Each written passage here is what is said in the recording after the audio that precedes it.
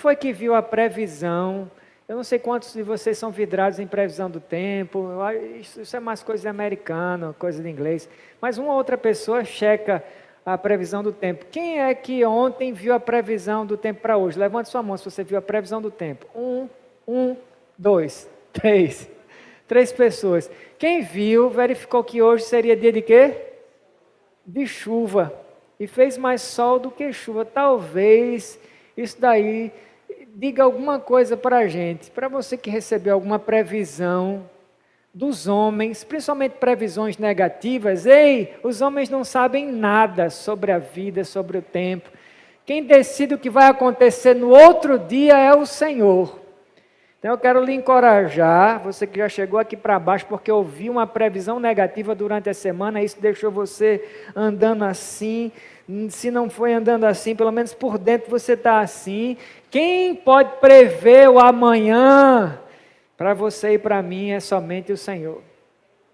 Eu fui nessa história de previsão do tempo, desmarquei um batismo hoje de manhã, gente, tá vendo? Fiz o maior solzão e eu desmarquei um batismo. Tá vendo o que acontece quando a gente às vezes confia nas previsões que as pessoas entregam para a gente? Pense nisso. Eu recebi a minha lição de hoje, pense aí também nisso que eu falei. Quando as pessoas, agora mudando de assunto, vamos entrar aqui na nossa mensagem, quando as pessoas pensarem em você e nas suas qualidades, porque as pessoas pensam, quando elas pensam na gente, elas pensam alguma coisa sobre nós. E volta e meia elas conversam não só sobre os nossos defeitos, graças a Deus. Ei, as pessoas não falam só mal sobre a gente não, ou pelo menos assim eu espero. Então quando essas pessoas estiverem conversando sobre você, que 3 qualidades você gostaria que elas lembrassem sobre você? Cite aí para a pessoa à sua direita 3 qualidades que você gostaria que as pessoas conversassem sobre você. 3 das qualidades que você acha que tem. Cite aí quais são. 3 qualidades.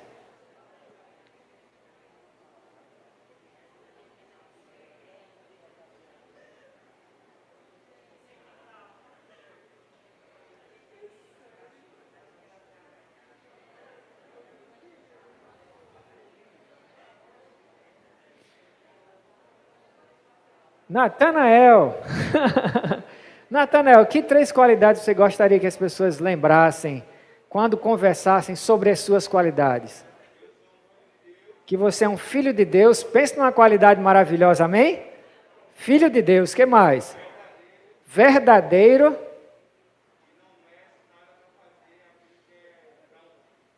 E não mede limites para os seus alvos.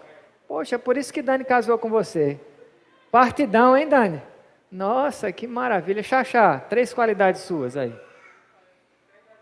Verdadeira, prestativa e carinhosa. Concorda, Marcelo? Olha, Marcelo concordou, ganhou uns pontinhos aí. Roberta, 3 qualidades suas que você acha que você gostaria que as pessoas lembrassem. Guerreira, é verdade, Beta, tu é guerreira mesmo. Honesta. Aí tá certo. Honestidade é uma coisa rara no nosso país hoje em dia, concordam? É uma coisa rara, então são qualidades muito legais que eu ouvi até agora. Nessa noite, o Espírito Santo quer mostrar para você 3 grandes qualidades de um cristão maduro. Existem muitas qualidades que uma pessoa madura pode ter, mas o nosso texto vai destacar 3 grandes qualidades. Não são quaisquer qualidades, são grandes qualidades que um cristão maduro pode ter. Esse é o tema da mensagem de Deus para você nesta noite. Está aí no telão, olha. Eu quero convidar você para abrir a sua Bíblia comigo em Colossenses 1. Nós vamos ler do verso 3 ao verso 5. Nós terminamos a nossa série de mensagens em Samuel. Eu acho que foi praticamente um ano de mensagens em 1º e 2º Samuel. E nós vamos dar início numa nova série de mensagens nesta carta de Paulo aos Colossenses. Eu vou ler a partir da versão ARA, ao meio da revista atualizada. Se você já está lá comigo, diz amém. Se não, acompanhe mesmo o telão, acho que o pessoal vai conseguir jogar aqui o texto no telão, nessa versão, se eles tiverem. Diz assim a palavra de Deus. Carta de Paulo aos Colossenses, capítulo 1, vamos ler do verso 3 ao verso 5, que diz assim: Damos sempre graças a Deus, Pai de nosso Senhor Jesus Cristo, quando oramos por vós. Desde que ouvimos da vossa fé em Cristo Jesus e do amor que tendes para com todos os santos, por causa da esperança que vos está preservada nos céus, do qual antes ouvistes pela palavra da verdade do Evangelho.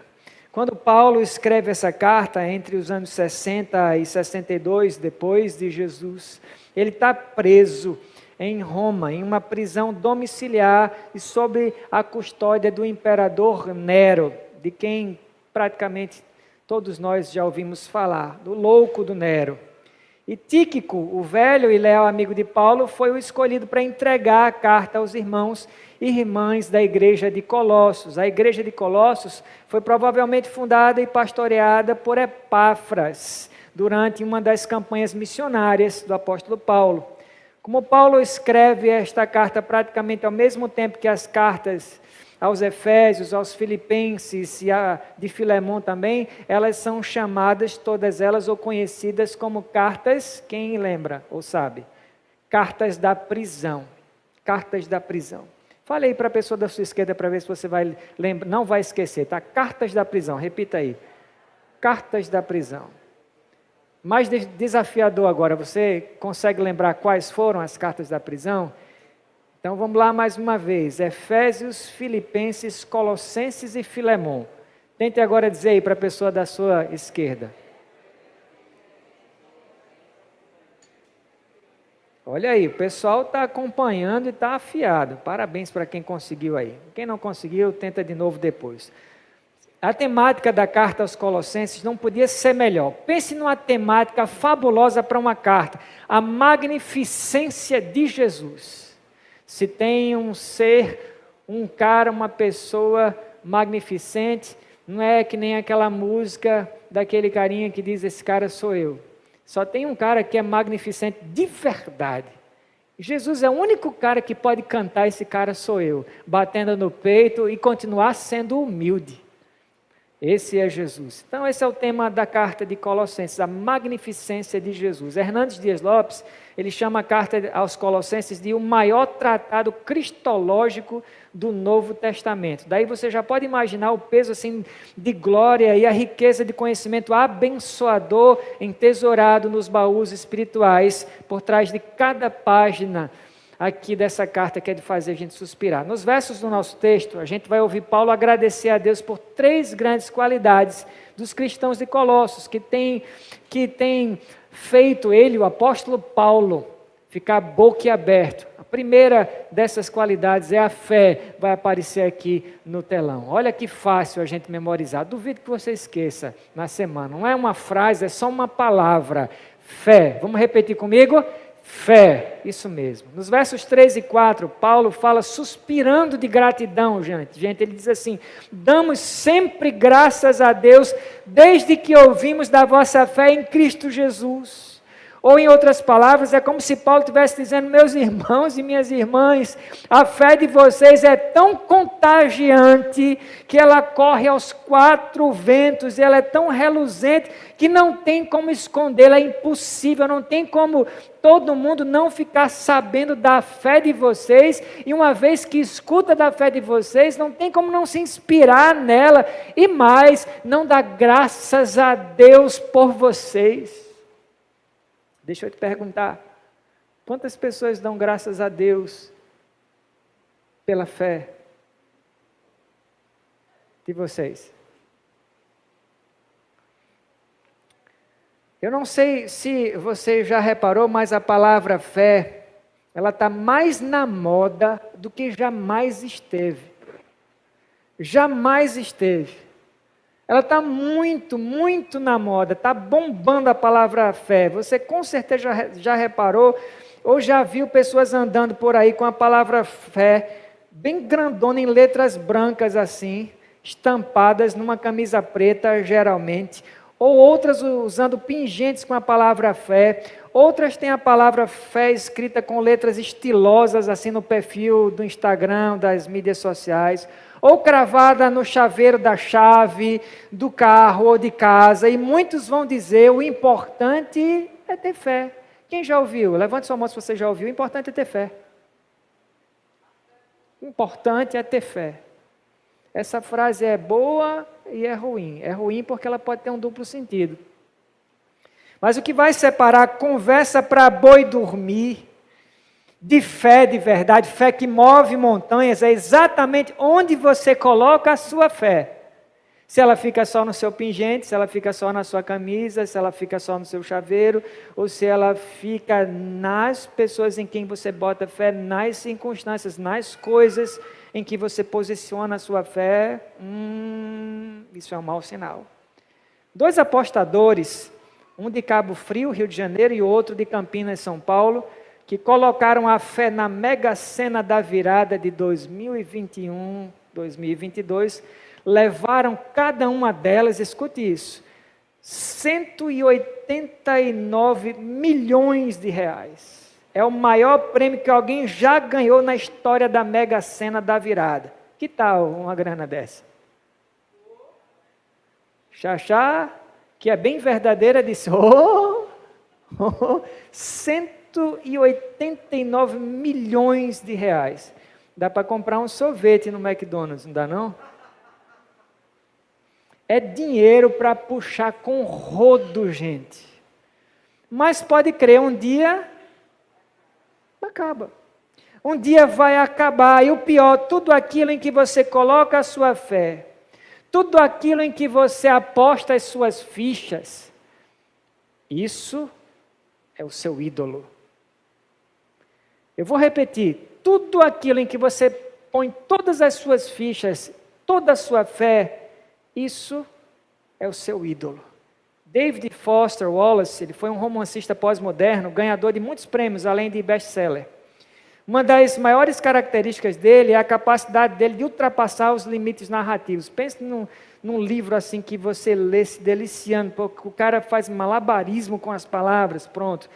O Foster Wallace é um deles. A força das frases de Wallace é hipnotizante, de verdade. Certa vez, durante um discurso que ele fez na faculdade de Kenyon, ele falou para os formandos, escuta o que ele falou, gente. Eu tenho certeza que isso vai ficar reverberando, remoendo na sua mente, porque ficou na minha, vai ficar na sua também, você vai ver. Ele diz assim, todo mundo adora. Até o ateu adora alguma coisa. Se ele não adora ninguém, e ele nega a Deus, ele adora a ele mesmo. Aliás, a nova moda do momento dos ateus é não se autodenominarem ateus mais, eles se autodenominam de the bright, os brilhantes. Somos os brilhantes. Todo mundo adora alguma coisa, e o Wallace continua dizendo assim, a única escolha que nos cabe é o que adorar, e a razão que nos constrange a talvez escolher um tipo de Deus para adorar está no fato de que praticamente todas as coisas que você adora vão comer você vivo. Eu disse que ele era forte com as palavras, escute o resto da citação dele. Se você adora dinheiro e bens, caso eles estejam onde você encontra real sentido na vida, você jamais os possuirá em quantidade suficiente. Nem mesmo, e aqui é um adendo meu, tá? Um adicional meu nas palavras dele, nem mesmo 189 milhões de reais serão suficientes. Você jamais vai sentir que tem o bastante. Nem essa dinheirama toda vai ser suficiente. É a verdade. Wallace continua dizendo, adore o próprio corpo, a beleza e a atração sexual, e você se sentirá feio ou feia. E quando o tempo e a idade começarem a se mostrar, você vai sofrer 1 milhão de mortes antes dos seus entes queridos, enfim, enterrarem você. Adore o poder e você vai se sentir frágil e temeroso, necessitado de ainda mais poder sobre os outros para anestesiar o próprio medo. E tem gente que tem tanta sede por controle e coloca tanta fé no controle que já virou policial de redes sociais. Vive com os olhos esbugalhados tentando controlar a vida das pessoas na mídia social. E Wallace segue dizendo: adore seu intelecto, sendo visto como alguém inteligente, vai acabar se sentindo burro, uma fraude. Sempre prestes a ser descoberto. Essas formas de adoração são traiçoeiras porque são inconscientes, são configurações padrão, diz Wallace. Um detalhe que deixa uma pulga atrás da orelha é que Wallace não era cristão. Esse cara não era cristão, mas ele entendia que todo mundo adora alguma coisa, todo mundo coloca confiança em alguma coisa para a própria salvação. Todas as pessoas, sem exceção, elas baseiam a vida delas em alguma coisa que exige fé. Todo mundo faz isso, inclusive o próprio ateu. E pasmem, mais ou menos 2 anos depois que Wallace fez esse discurso, ele se matou. Escute as últimas e aterrorizantes palavras de Wallace. Ele disse assim: alguma coisa acabará por comer vocês vivos. Essa é a hora em que a gente diz: está repreendido, Satanás. Em nome de Jesus. Pois é. Quem sabe alguns de nós se recusam de chamar alguns prazeres da vida, alguns prazeres que nos movem. Quem sabe a gente se recuse de chamar esses prazeres de que a gente gosta tanto de adoração. Não, pastor, isso é exagero. Eu faço isso, eu faço aquilo outro, eu faço isso. Mas estas coisas não são as coisas que eu adoro. Seja como for, pode ter certeza, as pessoas ainda que não percebam, vivem em colocar a fé em alguma coisa. Mas a promessa de Jesus permanece a quem quiser abraçá-la para nunca mais soltar. Jesus diz: aquele que crê em mim, do seu interior fluirão rios de água viva. Meu amado, minha amada, isso é Jesus dizendo a você: se você colocar em mim a sua fé, as coisas desse mundo não vão poder comer você vivo, porque a minha vida flui através de você, e é uma vida abundante, uma vida que não pode morrer, e essa vida é contagiante. É Jesus dizendo isso para você nesta noite. Diferentemente da igreja de Laodiceia, que se gabava de nadar na grana, porque pensa numa igreja rica, era a igreja de Laodiceia. Já a igreja de Colossos, de quem a gente está falando, não colocou a fé nos próprios recursos, mas em Jesus.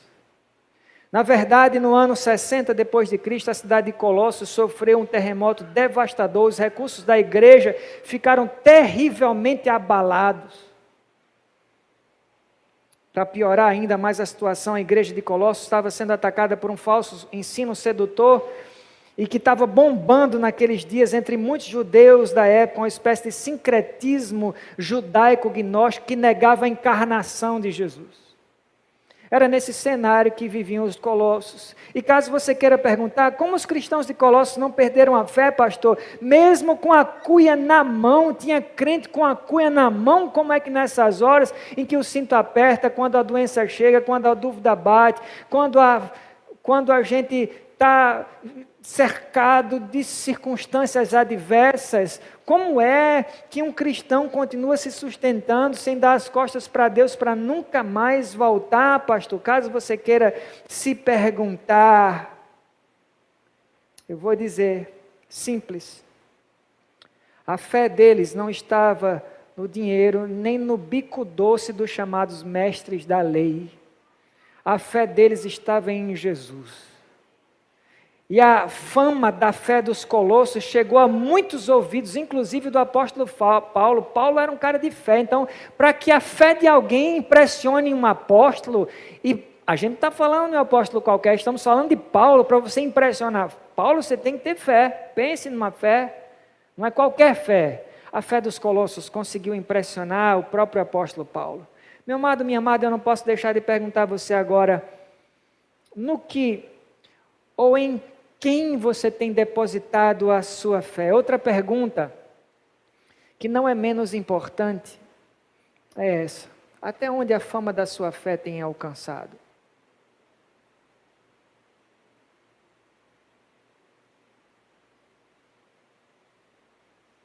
Às vezes a fama da nossa fé não passa nem da porta da nossa casa, não alcança nem os nossos, não convence nem quem convive com a gente. A fé desses cristãos de Colossos chegaram até os ouvidos do apóstolo Paulo. Atravessaram quilômetros, fronteiras, chegaram aos ouvidos de um apóstolo, Paulo. O capítulo 17 de Atos narra que certa vez alguns cristãos são presos e arrastados pelo braço às autoridades. Isso era comum nos tempos da igreja primitiva. E é comum em alguns lugares do mundo, graças a Deus não é no Brasil. Mas é comum na Coreia do Norte, por exemplo. É comum na China.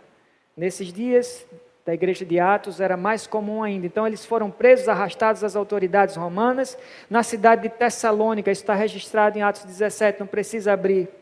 E o texto diz que os oficiais olhavam para os cristãos enquanto eles estavam sendo arrastados, e os oficiais gritavam olhando para os cristãos, eles diziam assim: esses homens que têm causado alvoroço por todo mundo com a fé deles, chegaram até aqui.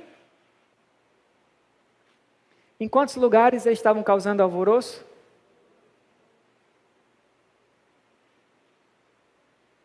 O mundo inteiro. E como eles não viviam num tempo globalizado, eles não viajavam de avião, no máximo de navio, muitas vezes eles andavam a pé, no máximo de camelo, ou de jumento, ou de cavalo, de um lado para o outro. Então, quando é dito que eles alvoroçaram o mundo, é o mundo deles. O raio que eles conseguiam alcançar a cada passo, aos lugares em que eles iam ou pisavam. Mais uma vez eu quero lhe perguntar: qual o raio da sua fé? Que fronteiras ela tem alcançado? Até onde ela tem chegado? Eu não estou perguntando onde chegou a sua fama. Eu não estou perguntando se você é famoso, mas se a sua fé é famosa. É diferente. É bem diferente. Mais uma vez eu quero deixar isso aí ecoando na sua mente e no seu coração. Onde, meu irmão, minha irmã, tem chegado a sua fé? Ou perguntando de outra forma, quanto alvoroço a sua fé tem causado no mundo, no seu mundo, no mundo da sua família, no mundo dos seus relacionamentos, no seu mundo interior?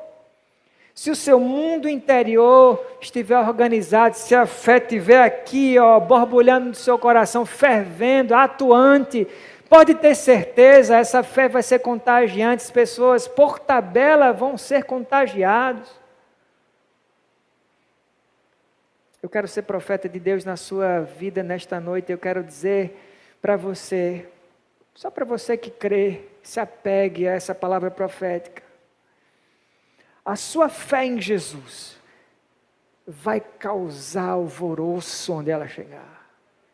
A sua fé vai se espalhar e ela vai contagiar os lugares onde você for.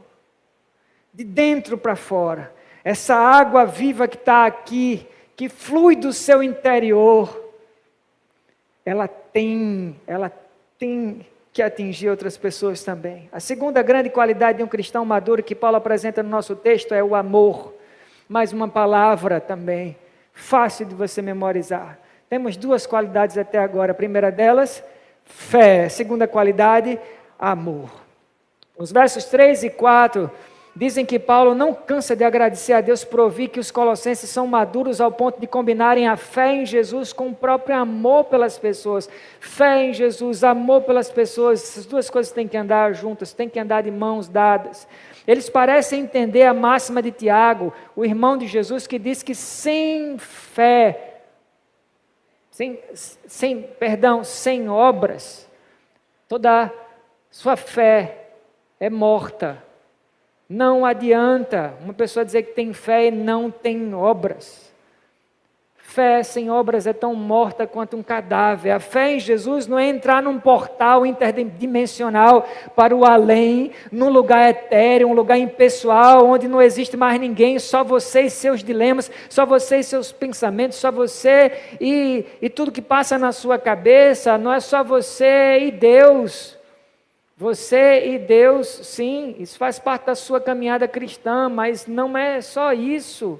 Não é só você ou só você em Deus, não é nada disso. A fé em Jesus atrai a gente ao amor pelas pessoas como se fosse um imã espiritual. A maior prova que a nossa fé está em Jesus é se a nossa fé é uma fé que ama. Eu vou repetir. Você quer saber de uma prova de que a sua fé está firmada em Jesus? A sua fé é uma fé que ama.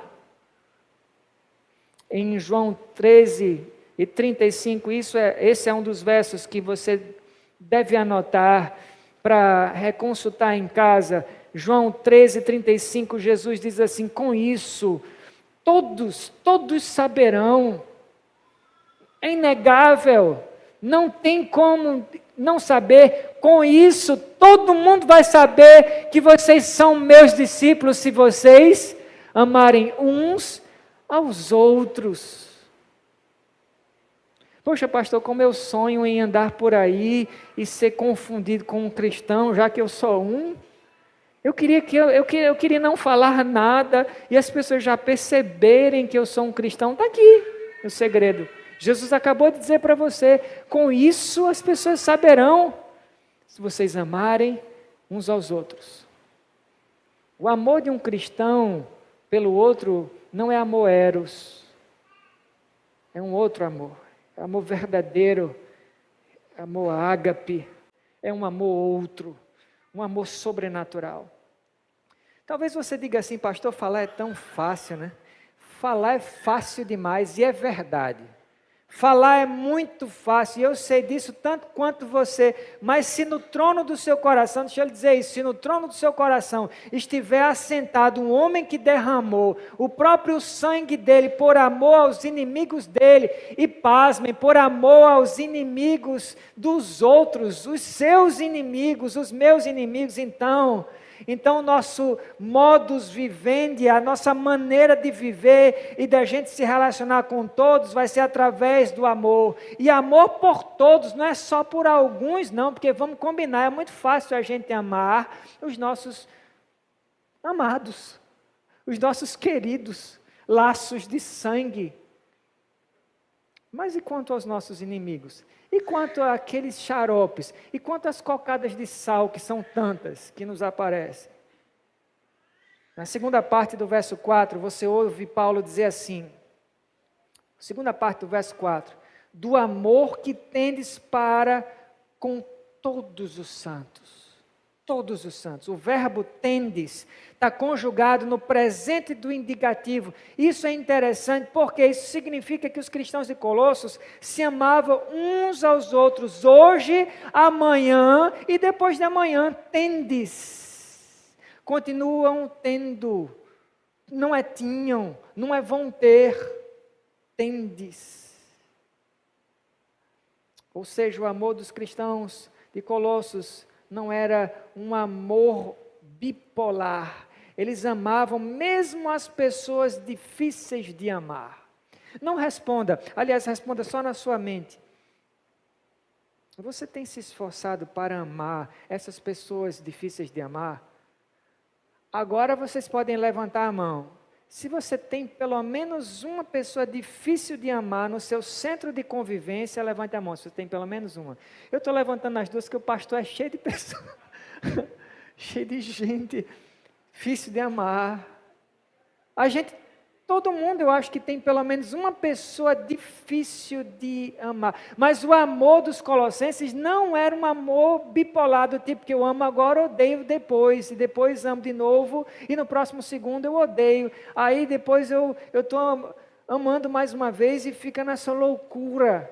Não, os colossenses decidiram amar todos, até os não amáveis, e amar continuamente. Os crentes de Colossos não eram do tipo de brincar de bem me quer, mal me quer, bem me quer, mal me quer, bem me quer, mal te quero, te dana. Não, eles não amavam assim. Perceba a expressão de Paulo aqui no final do verso 4. Todos os santos, todos. E se você tiver com uma caneta e gosta de rabiscar a sua Bíblia, circule isso aí. Todos os santos. Talvez enquanto você está circulando, você está engolindo seco, assim, poxa Deus, é isso mesmo? Todos, todo mundo faz isso comigo, não Jesus, tão difícil, todos os santos. Aqui cabe uma pergunta, tem como a gente garantir que todo mundo que se diz cristão é convertido, sim ou não?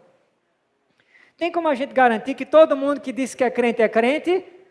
Não tem, não tem.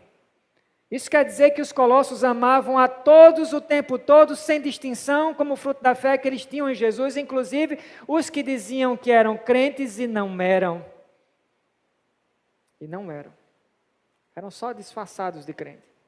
Os colossenses viviam na época e na prática o que foi dito pela boca do apóstolo Paulo, do apóstolo João, sobre Jesus em João 13:1.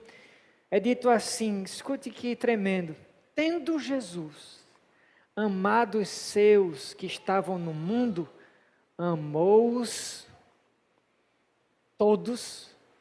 Isso inclui Judas, sim ou não? Sim ou não? Inclusive Judas, e se eu li o texto corretamente, é dito aqui no final, até o fim. Até o fim. Exatamente, alguém que falou aqui, que amor é esse? Meu amado, minha amada, mostre ao mundo em quem está a sua fé. Mostre às pessoas em quem está depositada a sua fé através do amor. Ame com seus gestos, ame com as suas palavras, ame com o seu ouvido, que é tão difícil. Hoje as pessoas têm que pagar para ser ouvidas. Não foi sempre assim. Psicólogo, psicanalista, isso é coisa de uns tempos para cá. Não em toda a história existiu esse tipo de profissional. Começou a existir, quanto menos as pessoas ouviam umas às outras. E ouvir não é tão fácil assim. Então ame as pessoas com o seu ouvido. Outro dia uma jovem, me pediu uns conselhos, aí eu sentei para conversar com ela, mas ela foi falando. Quando eu fui falar, ela, pastor, já sei. Aí eu percebi, eu achei isso maravilhoso. Ela só queria alguém que escutasse e que ajudasse ela a refletir a própria voz dela, sem necessariamente a minha participação verbal, só a minha participação física, só a minha participação simbólica. Às vezes, amar é um pouco mais fácil, entendo o que eu estou dizendo, um pouco mais fácil do que você está achando. Não vai requerer seus recursos financeiros, não vai requerer a sua expertise de nada, a sua inteligência, simplesmente o seu ouvido. Eu tenho certeza que eu estou dando um recado para alguém aqui, não sei quem, mas eu tenho certeza que sim. Então, ame como Jesus, ame todo mundo, ame o tempo todo, ame até o fim. É tão desafiador para você quanto para mim, pode ter certeza, tá? Esse recado está indo e está voltando. Estou mandando para você, estou pegando de volta, é o recado ioiô. Eu estou mandando o ioiô e eu estou recebendo porque eu preciso também exercitar isso. Todo mundo precisa, quem não e quem nunca. Anos atrás, a revista super badalada New York Times publicou um artigo muito curioso com o título Felicidade 101, foi o título do artigo. O artigo falava sobre a psicologia positiva, um ramo da psicologia que procura assumir uma abordagem científica e empírica sobre o que faz as pessoas felizes. Quem não gostaria de descobrir o que é que faz a gente feliz? Então, os pesquisadores dessa área descobriram que se a pessoa começa a se concentrar em fazer e ter as coisas que lhe dão prazer, isso não vai levar a pessoa a ser feliz, mas vai gerar o que os pesquisadores chamou de rotina hedonista. O que é isso, pastor? Rotina hedonista. Ou seja, a pessoa acaba se tornando viciada em prazer e a necessidade dela de conseguir coisas que lhe dão prazer vai ser cada vez maior. Cada vez maior, como quem se droga e procura e de repente não funciona mais, aquela dose tem que ser uma dose maior ou outra droga diferente, é isso que acontece, ela vai ter que fazer mais e nunca vai se satisfazer, nunca vai ser feliz. Agora escute a parte que eu quero destacar do artigo aqui. Segundo o artigo, pesquisas científicas mostraram que a melhor forma de ser feliz é, na verdade, escute isso, redobre sua atenção para escutar isso, é, na verdade, praticar atos de bondade abnegada, se entregando em favor dos outros. Ou seja, encontrar felicidade é no caminho contrário do que a maioria das pessoas estão fazendo ou têm ido. É se desprender de você mesmo, é olhar para o outro. Não é este movimento, é esse movimento, é daqui para lá e não de cá para aqui. O artigo chega à conclusão de que amar o outro é o único jeito de ser feliz, porque uma vida sensível ao outro dá à pessoa um sentido de ser útil, de ter um propósito, de ter uma vida que faça alguma diferença. Se você é um cristão maduro, você ama o outro por razões que são além do outro, não é um amor que vai para o outro e para no outro. Você ama por razões ainda maiores, para além do outro. Você ama o outro para ser mais parecido com Jesus. Você ama o outro para que Jesus tenha prazer em você. Você ama o outro por causa daquele que tanto fez por você. E assim você é feliz. Desse jeito você é feliz. O conde Nicholas von Zinzendorf, um nobre alemão que viveu rodeado de riquezas, influência, privilégios, viveu no século XVIII. Ele foi um dos fundadores da Igreja Evangélica Moraviana. Com o passar dos anos, ele investiu praticamente toda a fortuna dele em obras sociais, se doando pelos outros. O que é que você acha que levou ele a tomar essa atitude tão radical? O que é que motivou ele a fazer isso? Um cara que nada na grana, tem todo o dinheiro e sai aí distribuindo dinheiro para causas sociais. Até quase ao ponto de ficar sem recursos. Porque tem muita gente que é rica para dedéu, mas dá o que sobra, não é não? E paga de generoso, mas nem coça o bolso dele. Tem tanta grana que ele pode dar quanto quiser e nem coça o bolso. É diferente de você ter muito e sair dando até quase ficar sem nada. Acontece que na flor da idade, aos 19 anos, ele foi enviado para a Europa para conhecer todas as capitais do país e completar a educação dele. Certo dia, caminhando numa galeria de arte de Düsseldorf, ele para de frente com um quadro hipnotizante de Domenico Fetti, ex homo. O quadro retratava Jesus com um semblante sofrido e uma coroa de espinhos. E Nicholas, ele ficou com os olhos vidrados naquela imagem, contemplando Jesus com semblante aflito, sofrido, naquela imagem. É como se a imagem falasse, sabe? Mas, ao mesmo tempo, como se a imagem não falasse o suficiente, o artista colocou uma inscrição abaixo da pintura que comoveu o coração de Nicholas profundamente. Na inscrição, o artista escreveu as palavras que Jesus poderia ter dito a qualquer um de nós aqui nesta noite. Escute o que estava escrito abaixo do quadro. O artista colocou ali de propósito, e eu tenho certeza que Jesus poderia estar dizendo isso nesta noite para alguém. Aliás, eu vou mais além, ele está dizendo para alguns nesta noite. A inscrição dizia assim: fiz tudo isso por ti. Que fazes tu por mim?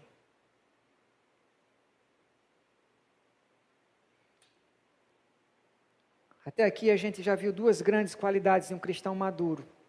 Agora a gente vai à terceira e última qualidade citada por Paulo. Terceira e última qualidade, a esperança. A esperança. É quase impossível a gente falar essa palavra sem puxar uma lufada de ar. A gente vive num momento difícil da história, que quase que o que a gente mais precisa é disso. É de uma injeção de esperança.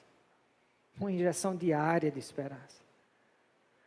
Personagem enigmático, presidente Snow, do filme campeão de bilheteria no Brasil 2015, Jogos Vorazes.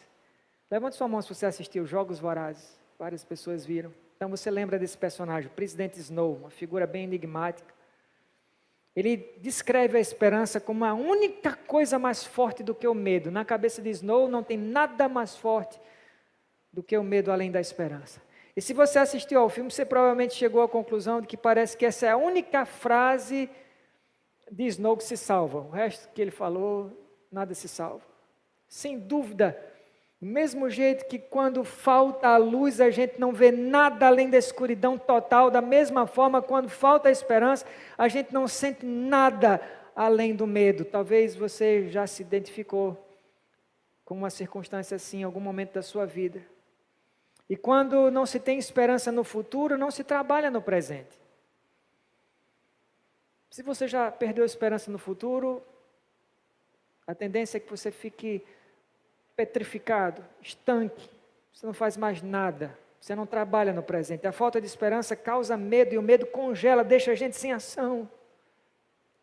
Por outro lado, esperanças fantasiosas ou passageiras dão impressões perigosas para a gente, são tão perigosas quanto o medo. No fim elas enganam a gente, só terminam em frustração. Tem gente que tem esperança, mas tem esperança fantasiosa, esperança que só frustra no final. Dizem que nada no mundo nutre mais falsa esperança do que uma pessoa nas primeiras 4 horas de uma dieta. As primeiras 4 horas de uma dieta. Quem sabe você já passou por esse tipo de experiência, muito frustrante, né? Mais de uma vez.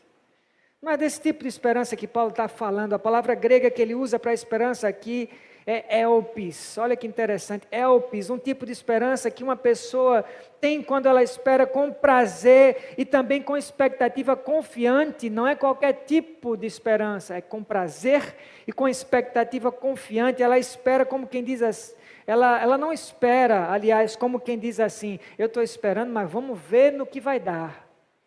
Eu oro pelo melhor, e eu torço pelo melhor, mas eu também conto com o pior. Não é esse tipo de esperança de que Paulo está falando. Não é disso que ele está falando, não. A esperança de que Paulo está falando é de quem espera sabendo exatamente pelo que espera. Por isso espera com certeza de um final feliz, porque Jesus venceu, meu irmão. Jesus venceu, e se Ele venceu, você pode esperar com segurança, com certeza, com prazer, com confiança. Não é eu acho, é eu sei. Eu sei que Ele vive, e que um dia se levantará da terra, disse Jó. A esperança verdadeira é a esperança que não tem prazo e validade, que se baseia na vitória de Jesus sobre a morte. Não o que eu acho que eu consigo, não é nem sobre as minhas certezas, não é sobre mim, ou sobre o que eu penso, não é sobre os meus talentos, a minha capacidade, meus recursos, é sobre Ele. É sobre Ele o fato de Ele ter vencido a morte. O apóstolo Pedro, chama essa esperança de esperança viva. Eu gosto demais dessa adjetivação que Pedro dá, esperança viva. O cristão maduro tem esse tipo de esperança. E a sua esperança? É uma esperança viva? Escute as próprias palavras do apóstolo Pedro, em 1 Pedro 1:3. Eu vou ler o verso na versão NVT, é de arrepiar. Pedro 1:3, 1 Pedro 1:3, prepare seu coração para escutar isso. Diz assim, Pedro diz, todo louvor seja a Deus, o Pai do nosso Senhor Jesus Cristo, por sua grandeza e grande misericórdia. Ele nos fez nascer de novo, por meio da ressurreição de Jesus Cristo dentre os mortos. Agora temos uma viva esperança.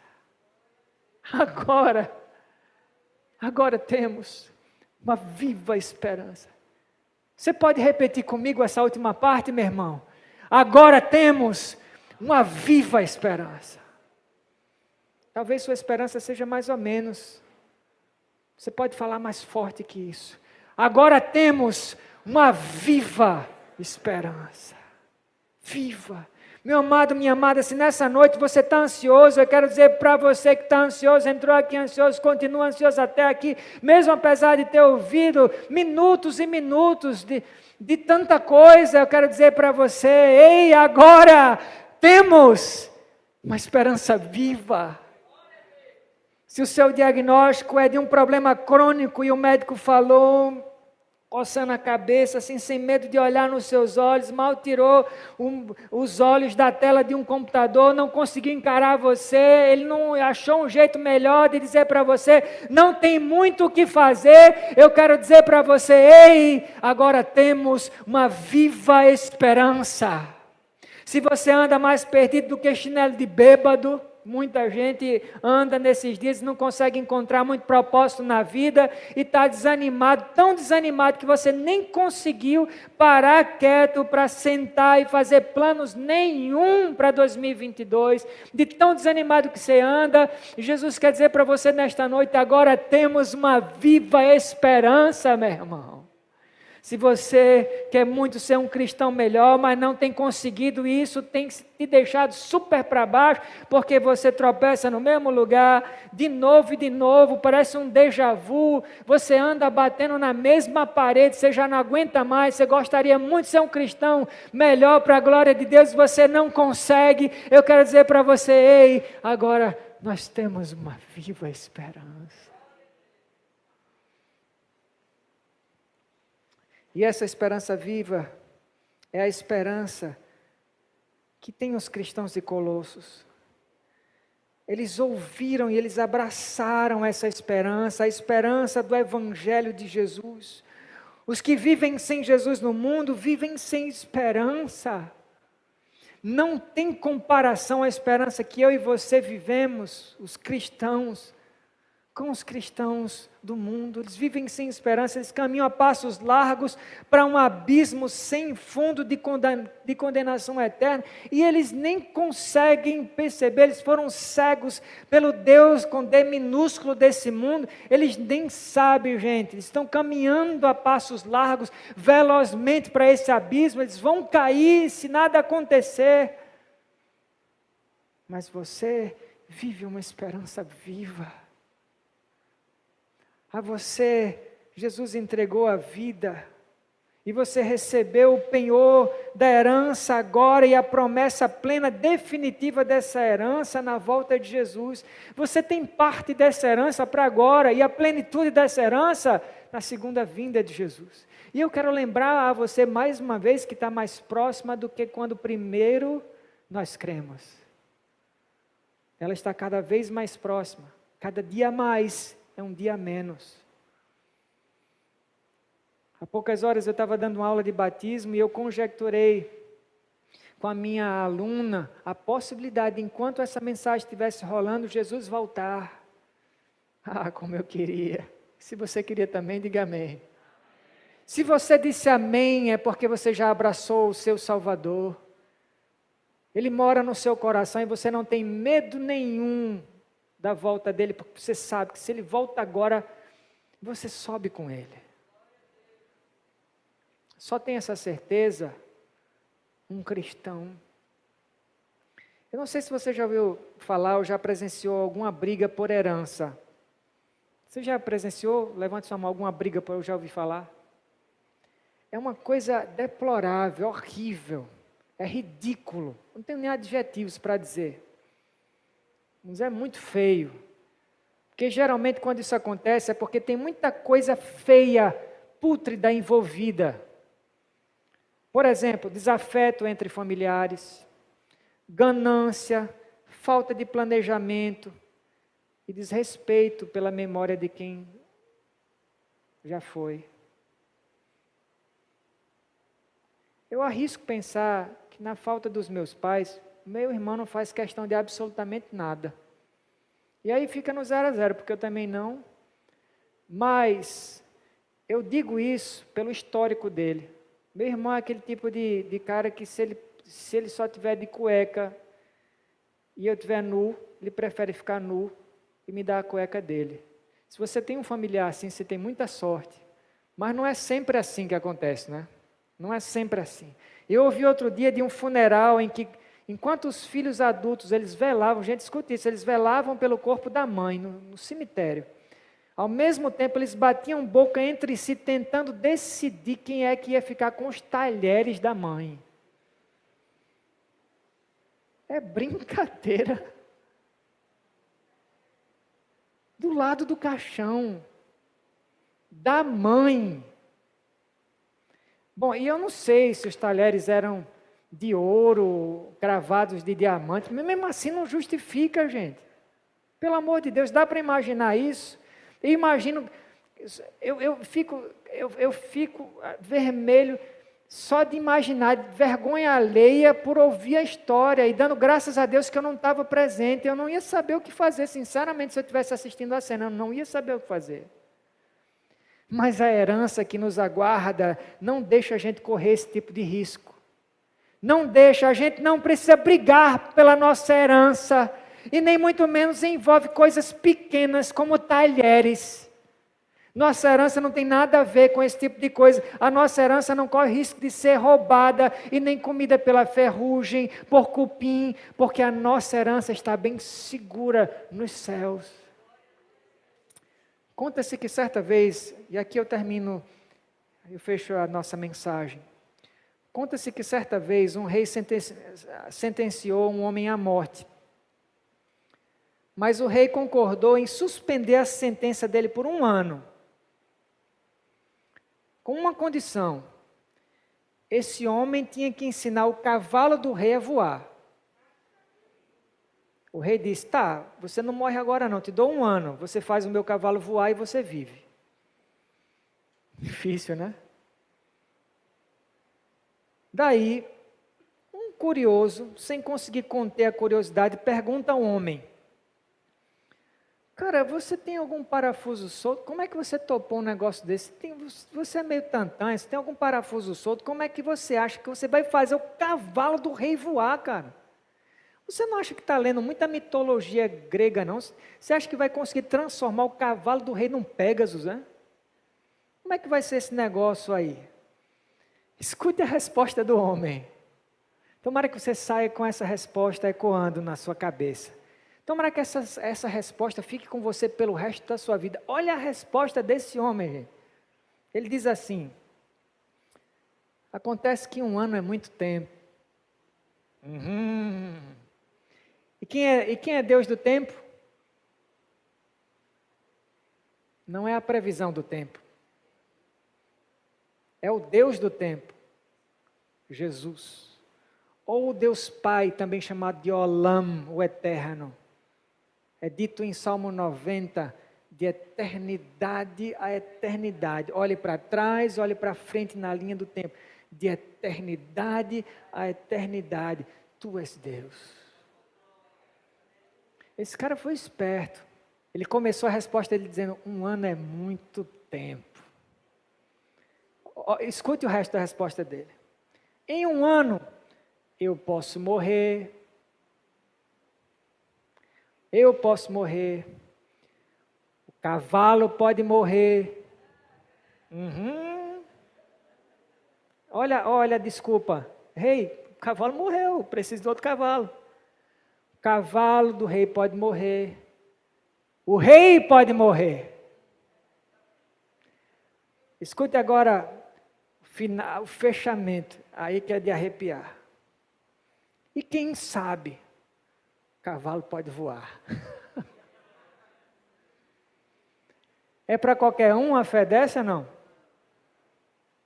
Minha amada, eu quero dizer para você que recebeu uma sentença negativa de qualquer tipo, ou você que está repetindo para você mesmo, porque você tem uma fleuma pessimista, melancólica, você vê as coisas com aquele olhar derrotista, sabe? Então, se você não recebeu de ninguém, mas você tem dado a você mesmo, você tem dito para a sua alma, que não tem jeito, você fechou, você entrou numa cela, você mesmo fechou a cela e jogou a chave para bem longe, ainda que você tenha feito isso, você que deu uma sentença negativa para você mesmo.